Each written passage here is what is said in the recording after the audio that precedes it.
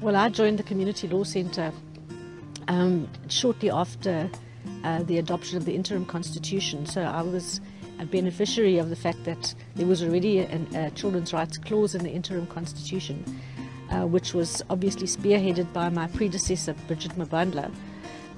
as the leader of the Children's Rights Project and a core member of the National Children's Rights Committee, which was instrumental in securing the adoption of a children's rights clause in the interim constitution. But I'm pleased to say that after I joined the Community Law Centre, we worked very hard on getting that clause extended, and I think in particular the addition of the very important principle of detention of children as a matter of last resort and for the shortest appropriate period of time, which has been instrumental in changing both pre-trial detention policies and sentencing policies of children in the last 20 years. So I think the Centre played a critical role in elaborating the Children's Rights Clause and ensuring the justiciability of children's rights. It started with the work that was done when the Centre was initially founded in the field of juvenile justice under the then director of the Centre, Dalla Omar, so that when he became Minister of Justice in 1994, he appointed me, along with 3 other people, to form a project committee of the South African Law Reform Commission to draft a new Juvenile Justice Act, now called the Child Justice Act, for South Africa, to draft the Children's Act, which is now regarded as one of the leading pieces of legislation on child law in the world. All of these processes took a long time to come to fruition. Both the Child Justice Act and the Children's Act eventually only came into operation coincidentally on the same day, on the 1st of April 2010.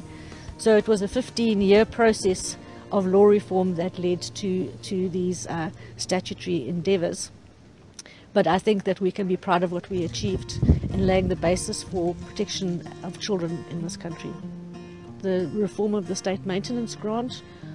which we did with the Socio-Economic Rights Project at the time, and that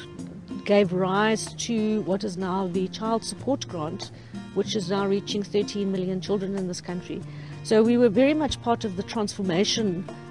from the apartheid era to the new democratic era, thinking on various forms of social protection for children.